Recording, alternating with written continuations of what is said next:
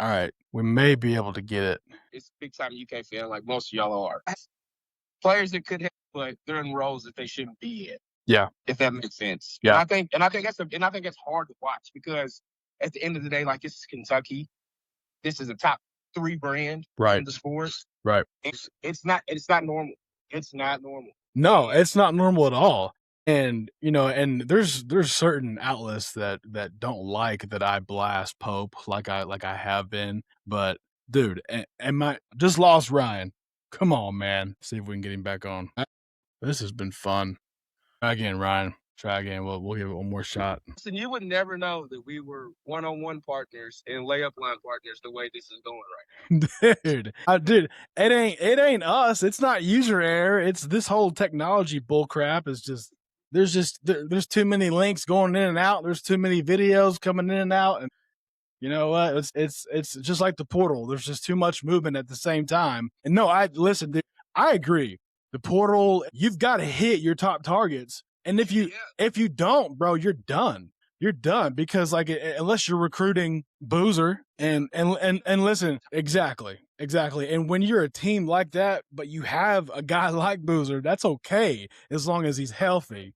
That's okay as long as he's healthy. But if you miss out on your projected nucleus of the team, which I'm assuming Pope was like, all right, J Lo, JQ, and Otega will be our big three, right? Yeah. And but what bothers me is and recruiting a dude coming back from an ACL tear, and I'm sure he's like, okay, well he'll be ready right around Christmas time, But right? yes. But Austin, remember, JQ's coming off like 3 consecutive ACL tears. Bro, Like high school senior year, freshman year, Arizona State, like the consecutive injuries with the same leg. And he was a risk. He's a high reward. what, And dude? To be honest with you, I didn't know that it was consecutive like that. I mean, hell yeah. I had no idea, and I get it. But is it not the case, Ryan? And you know how it works with a training staff, and they report to the head coach the day before each game and say, hey, so and so he's good to go. He might be in some pain. There might be some swelling, but he's able to play. Yeah. You can't convince me that he's not able to play the game. That's what I'm trying to get at. Even if he doesn't score and he just comes in there and changes 5 or 6 shots and grabs 6 or 7 rebounds, that's enough to change a game. Yeah, and the fact that he's not even willing to do that and compete and maybe show a little bit of loyalty to a coach that agreed to pay him $3.5 million. I mean, my goodness, bro. Come, yeah, and I don't think these dudes are made like that anymore. They're just not. They they they've never had to come home and saw their ankle tape in a bathtub without any scissors. You remember? Yep. Yeah, lockdown. It might took 3 hours to get that tape off. Because it was just tape. He didn't do pre-wrap. It was just tape. He said, "Oh, it's okay, Ryan. It's okay." Louisiana lock. I do remember that. Lord, I was in that shower. Yep. And listen, dude, I just don't think these guys are built like that anymore. Yeah. It stinks because they play a lot of games, and you would think, at some point, like they played in like a chippy game, like where it's been rough. I don't think they have. No. Played Because the outlet is just so accessible, and the efficiency of it for the other schools that were recruiting you that didn't win the first time, well, they can win the second time, and it's like, dude, you can come here next week and I'll get you a jersey and you can get on the court. Yeah, It's you know we don't. Well, most kids aren't willing to wait. Like for Duke, we're fortunate. Like we had 7 kids return. I mean, 5 freshmen returned from four freshmen from last year, a sophomore and a junior returned from last year's team. That's uncommon. It is, but Shire's doing a terrific job maintaining the standard at Duke, and you see him on the sidelines, dude, and he gets in there, he gets in them, and there's got to be a little bit of fear, and I do think, and listen, I think a huge part of it is a coach's resume and the level of success that you have achieved, not only as a player but as a coach. And I know Shire came in with no resume, but It 12 years on the coaching staff. Jason Tatum, you've been the lead recruiter. Like you brought in Jason Tatum. Yeah. You bring in Polio Bencaro. You bring in Zion. You bring in players like that, bro. Even though you're an assistant, people recognize. It's like when UK lost Jay Lucas to Duke last year, I knew that was going to hurt. That offseason before last season, before the Coke game. Yeah. It was either the last year or second to last year at Cal. But even Jay Lucas was like, dude, what's going on at Kentucky? Like, there's something stinks, and I'm getting the heck out of here. A lot of like grief, but dude, Auburn's really not a bad basketball team. They're really not. Like, No. they may have lost some games. Yeah. But they're a really good basketball team. Yeah. But it's hard. And Pope put himself in a bad spot.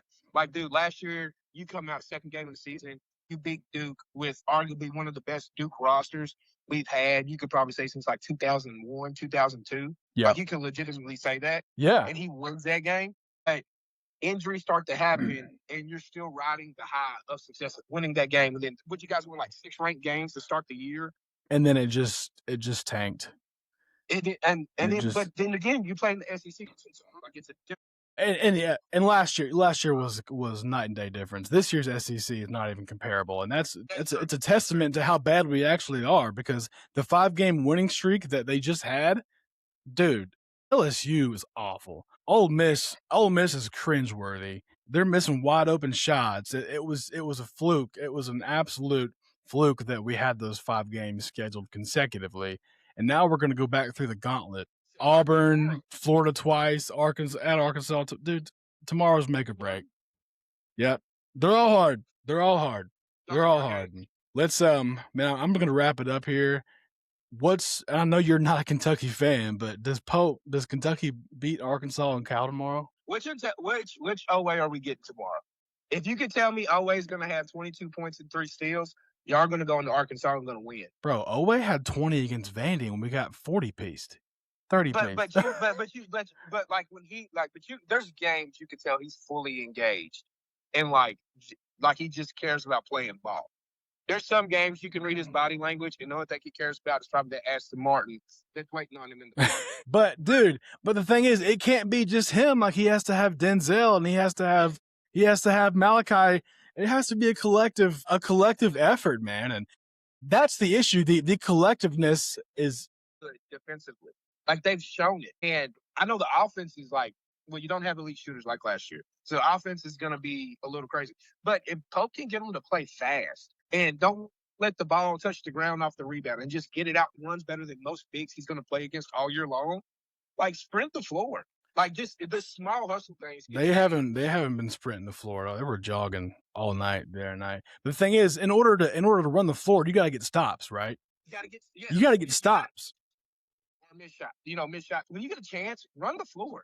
Like, you guys got elite athletes on the wings. Yeah, I mean, like, that's their only shot. You're right.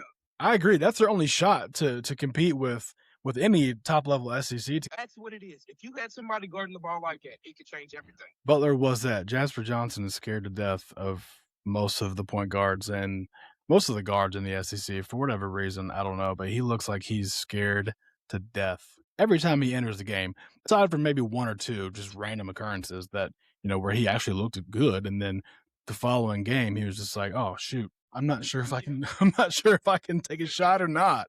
So, I don't know. I think we get busted tomorrow. I've lost a lot of hope, but we'll see.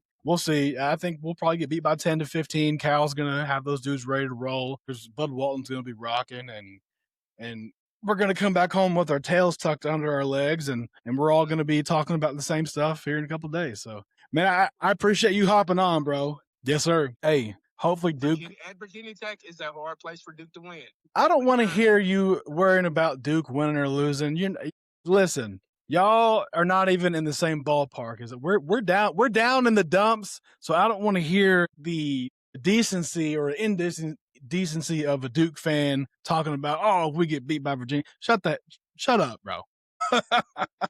Hey, bro. Hey, I appreciate you coming on. We are going to get together and do one in person, or at least over video here soon. But I was just trying this out here tonight and seeing how it went. But yeah, and play fast. You got a chance.